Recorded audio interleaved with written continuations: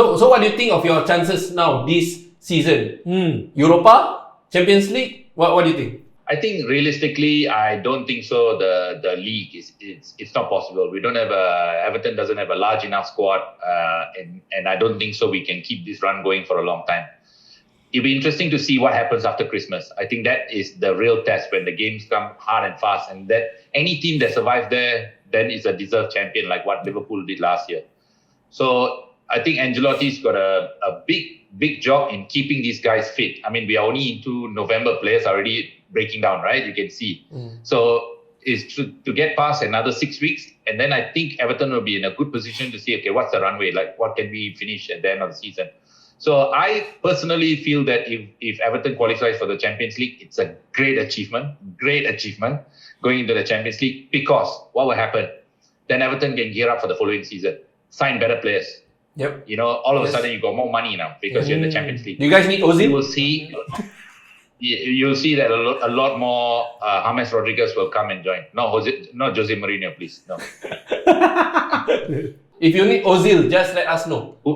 No, actually, you know what? I tell you, really, really, hand on my heart. If Mesut Ozil comes to Everton, it's game over. It's game over. Game over like for you got you? two match winners in the same team. Oh yeah, okay, yeah. I mean, both is mercurial players.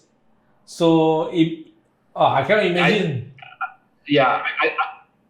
You got then the way the formation will be Doucouré and Alan sitting and allowing Mesut Ozil to do what Ozil can do best. Oh my Yeah. god. So you don't mind him defense. having him in Everton lah? Yeah. I won't be surprised. I will not be surprised if that move is already being plotted for January. I won't be surprised. Oh, interesting. Surprising. Yeah. So if Ozil joins Everton, I think this season will be the season that Everton surprises a lot of people. I think we still need, because if Dominic Calvert-Lewin Touchwood gets injured, then there are no goals there. It will start drying up, right? Because he's in top form. But if someone like Ozil comes, then you can spread the goals around the team, and that's where. See, I always look at it when defenders prop up, stop scoring goals. That's a sign of a championship team. You see Michael Keane, Yerry Mina, all scoring. Then Really? you know that's a sign of a championship team, because any team you win the championship, the defenders, the goals are spread across. Any team. You think about it now. So it's important that the goals are spread, because when the games are so tight, the defenders need to pop up and score goals. So to me, that's a good sign. I think we're probably still one or two signing away from actually challenging the Cities, the Liverpools, and even I would say go far to say as United, because United, if they can fix two positions, they have a very, very talented squad. They just need to fix two departments, I think. Two specific players. Okay, besides Ozil, right? Who would you want to come to Everton? Who you think should sign? To be honest, probably another good striker. I think before we were thinking about a defender, I think Everton needed a defender. Then Ben Godfrey, the England under-21 captain, he came. He played at right back. Yeah. He's actually a centre back and played really, really well. I mean, straight into the deep end, go and play against Mane, and he did really well. So I thought, and he's a great cover for one of those two centre backs, right? And I think, going forward, probably another number 9. Need another number 9. Moise Kean was supposed to be the guy, but he's absolute crap. We got it to PSG. Maybe one more from somewhere. I don't know. I can't put my finger to someone.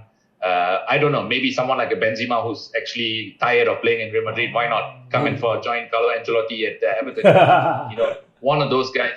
Where then now Everton can start to play with a 4-4-2, and there's some other dimension to the game. So I would like to see another striker being signed, and I hope that happens, because Ozil, anytime. I mean, but I think his wages are too big for Everton. But if the wages can be cut, and if he's willing to take a cut to come and work with Ancelotti, because he knows Ancelotti, right? Yeah, I mean, if he comes in, he might help you pay for your mascot.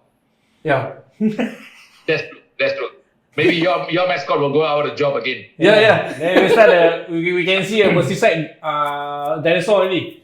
Transfer. Yeah. Blue dinosaur. No, it's called a Tophosaurus. Toffee. Toffee Saurus. Toffee Saurus. You know, Arteta, he shouts. He's becoming like the 12th player at the side. Klopp, he when he's not happy, he will come forward and all that. But you see this Ancelotti like mafia boss. He stands there with his very serious face and all that, but yet it's effective. I like that eyebrow that he always like. Yeah. Just one eyebrow. He just stare at the player. And it's, What do you think of this, your manager style? That's why he's called Don Carlo. So I'm a big believer, right? If the manager has to come out and shout and scream at players, then I suppose they've not prepared them well. Look at your former manager, Arsene Wenger. He hardly shouts. Nah. Yeah. Right? He you see what happened. He's French. Even Sir Alex Ferguson. I think, you can count the number of times he runs up to the sideline. Otherwise, he's just sitting there chewing his gum. Right? So I suppose, I feel that managers have different style. It's no right or wrong. I would just say that it's the way they, I suppose, trust the team. They have prepared the team well. Ancelotti does shout. I've seen, when the camera focus a few times, but he's not like, crazy like Klopp running around or even Mourinho running around and all that. So I suppose his style is completely different, and the players are enjoying it. I think that's the most important, right? If the players can live with it, it's amazing. I mean, like I keep saying this, right? He's turned very ordinary players to world-class players. Lucas Digne, our left back, right? Yeah. So you look at him. He's now in the French team. He's in the French team. Like he plays for France. He played first 11 for France. Where did this guy come from, right? So he's again transformed him. And I think one of the Liverpool players said it really well the other day. It was a report, right? When Lucas Digne had the ball on the left, when he crossed the ball for Calvin Lewin to score, as soon as the ball floated, someone on the bench basically said, "That's it." So they're so confident if you put the ball there, somebody is going to go and attack it. So you can see the preparation. I mean, why I'm coming in is that they prepared well. They know that the ball got to get to the left, come into the box, he's going to attack it. So when you have that kind of extreme confidence in setting the way your team plays, right? I think then you don't have to do the shouting. Just let the players do, because these are quality players. I have a sense that you don't quite like Mourinho style. No, I like Mourinho. I think he's a superb manager. I think, we got to take away his ego and what he brings to the game. I think I like him. I really like him. At some point, I was hoping that Everton signed him as a manager, but for him, he might feel that Everton is a step down, right? So, in fact, when he was a Chelsea manager, he said he will never manage Spurs, right? So never say never. He became Spurs manager. But you can see what he's building with the Spurs. Do not write off Spurs. I think when you look at Spurs, they have two players in every position, and that's Mourinho's style. And I like him. I like him. I like him a lot. In fact, I think tactically he's very astute. He knows the game inside out. Very unfortunate in Manchester United, and he went out to say that what he achieved with Manchester United was the best he ever did in his career. And he's right, and it's showing now, right? It's so evident now. Looking at this coming weekend, game week 6, right? Yeah. Game week 6, Everton will be coming up with against Southampton. What do you think of this upcoming game without James Rodriguez? As a lot of people, as much as people say that it's a given, Everton's going to go there and pick up 3 points. I don't think so. If you watch the game where Southampton played against Chelsea in the last game, which finished 3-3, and they scored right at the end of that game, I was watching the game. And I tell you, they're not easy. They are a physical side. They've got a couple of explosive players. They are probably vulnerable at the back. And if Everton can get at them early, score a few early goals, try and kill the game off, maybe there's a chance. But let's not forget, Chelsea scored 3 goals in the first half. They came back 3-3 afterwards. So in the Premier League, 3 goals are still not enough to pick up all 3 points, right? So Spurs also scored 3 goals, and then they considered 3 at the last 10 minutes. There you go. Exactly. So I suppose with the new look team, James Rodriguez not playing, Richarlison not playing, so effectively you're taking out the 2 best attacking players for Everton on the flank out, right? And then you're gonna try and fit somebody else in. Obviously, you got Bernard, you got Iwobi. Oh, my God, Iwobi. By the way, thanks for selling Iwobi to us. Absolute crap. They sold us a bit of crap. Iwobi, Walcott. You like them? You like them? So I just hope that the young boy Anthony Gordon gets a shout in, because he played in the Carabao Cup. He looks like a real star. Really, really good. Hope he gets a start. Hope he plays, because I think he will then start to show what he's really made of.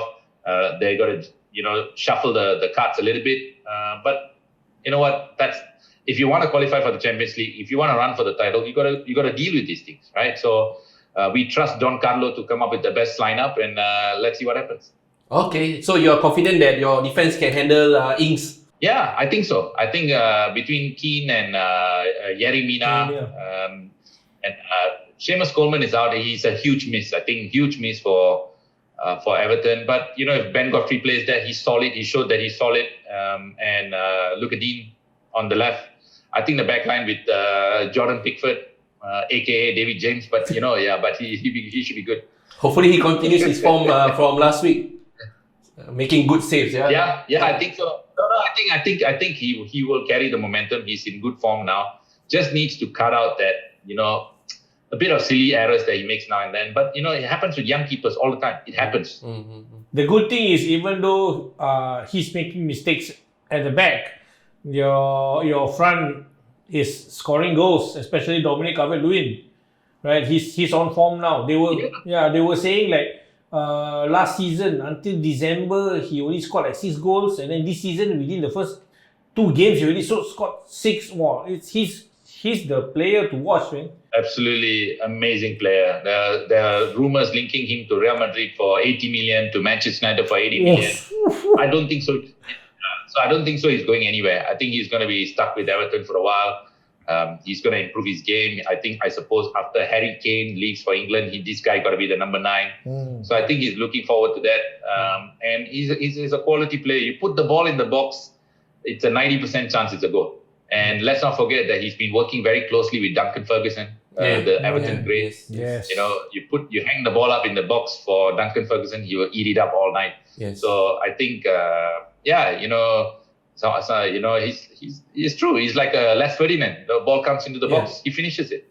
Right. So now maybe we go to the other matches, and you can give your thoughts on it for this weekend. Okay, so let's mention the first game that we are going to talk about, which is the Aston Villa hosting Leeds United at Villa Park.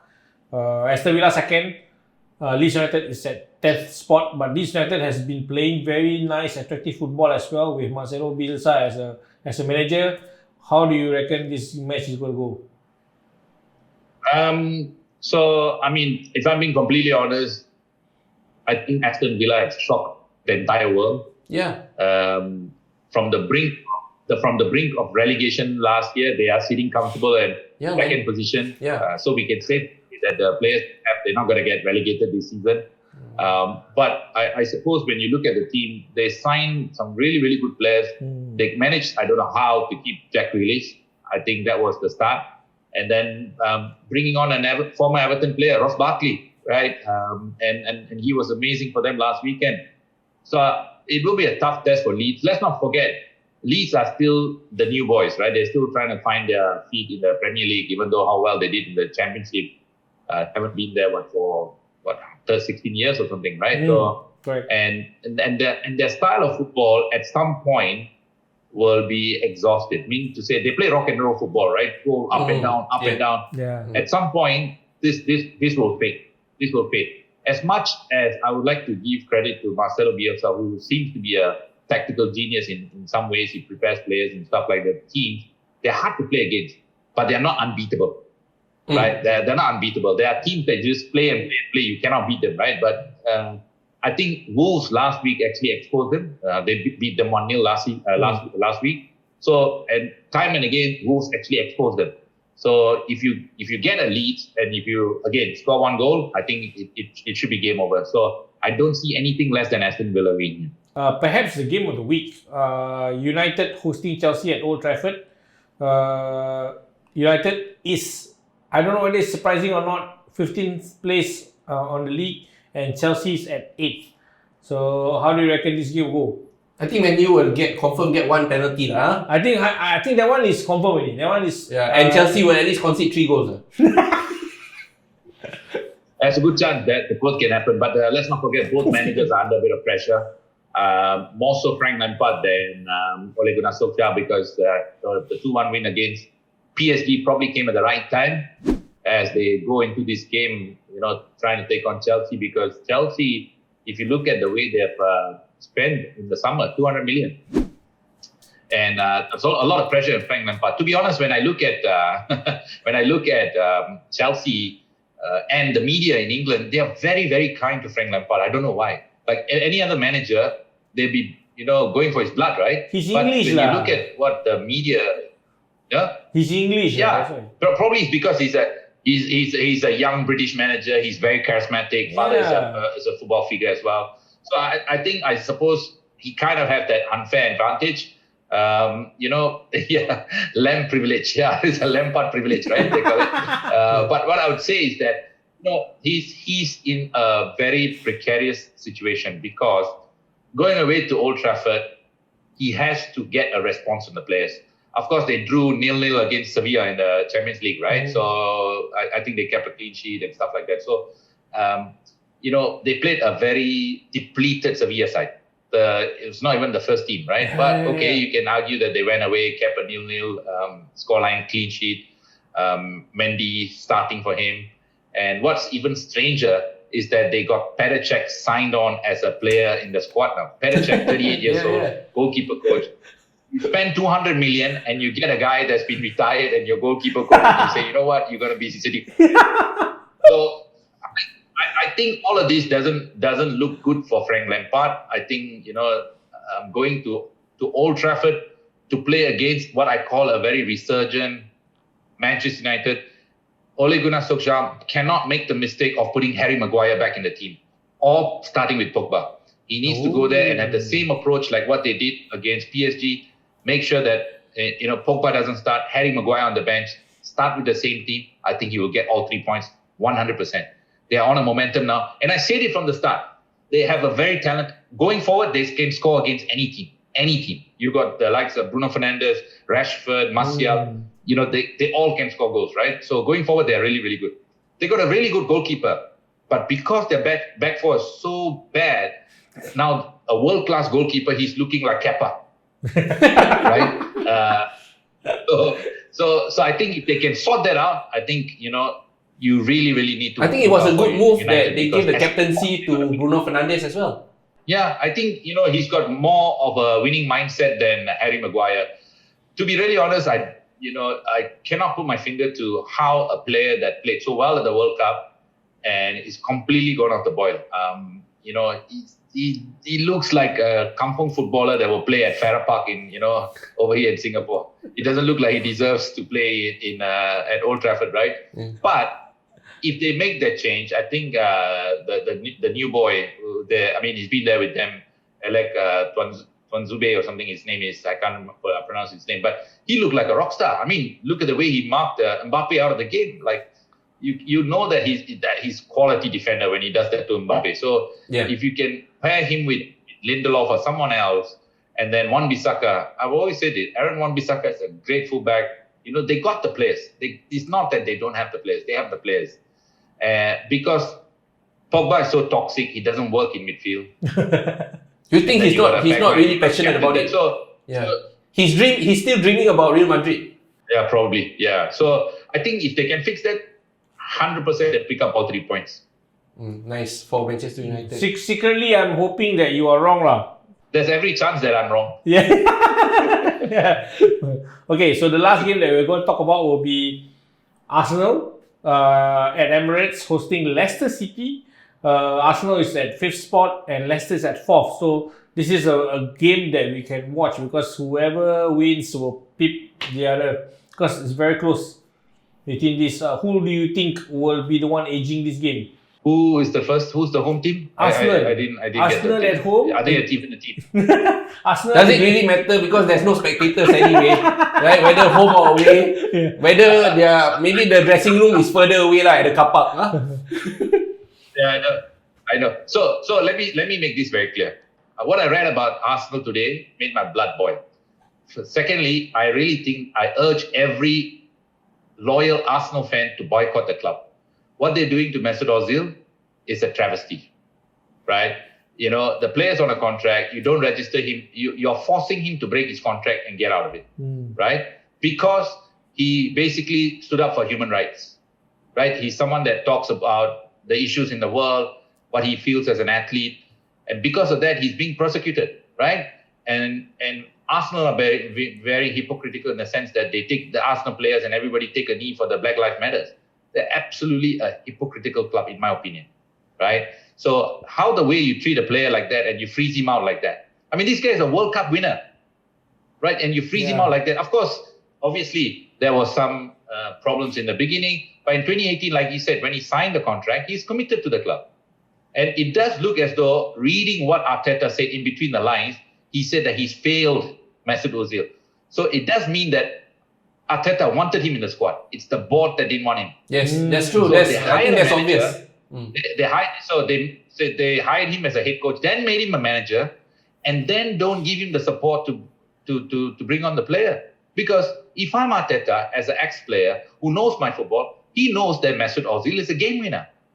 He's a match winner, right? And you're going to have him in the squad. And what they have done is it's rubbish, and I think it's really anti-football in the sense. And I think that all Arsenal fans got to reflect and really ask the question to say, are they supporting the right club?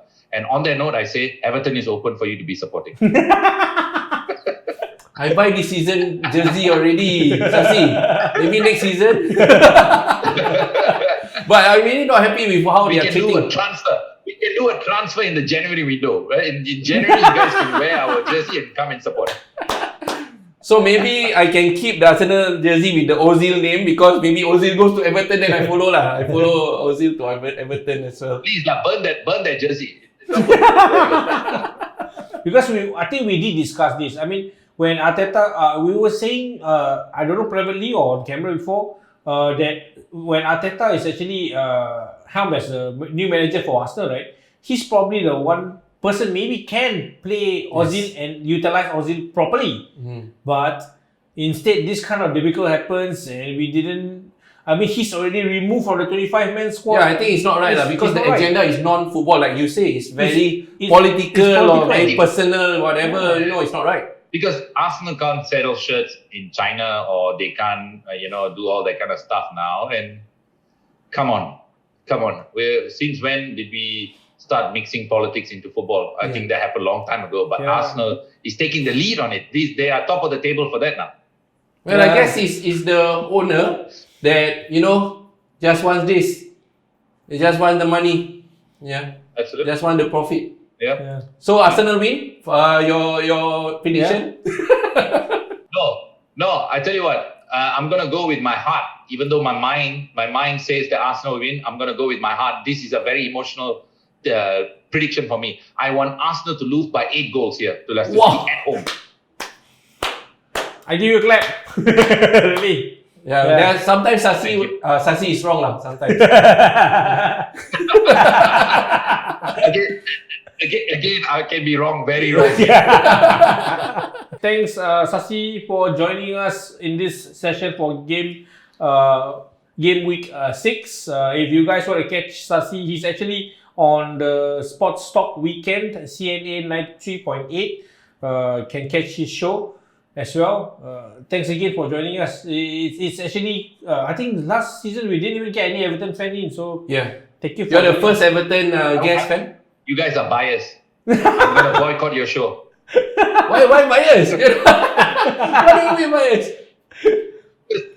Because you guys didn't bring any Everton fan on last season or this season or wherever. Cannot find. I just heard. Difficult to find. Last season, I can tell you, it's difficult to find fans from Everton, Manchester City, and United, especially when United fans already go into the cave. So Manchester City also out lah, because all 12 years old, 11 years old. Past 5 years. We really want to salute you because I think you are our national hero lah. You contributed a lot to national football. Sasi, you did a lot and contributed to Singapore lah, really. We really salute you. Oh, thank you. It's real pleasure being here. I really enjoyed this kind of chat because on my show I'm always serious, talking about serious stuff. So once in a while I really enjoy talking a bit of nonsense about football because that's what it is, right? Football is about opinions, right? Exactly. That's why you always. That's why when you talk about Arsenal, I know you're joking. But I didn't joke. I'm not joking about the 8-0. I really hope you guys. for Ozil, at least for Ozil, Yeah, for we Ozil, are yeah. behind Ozil for that.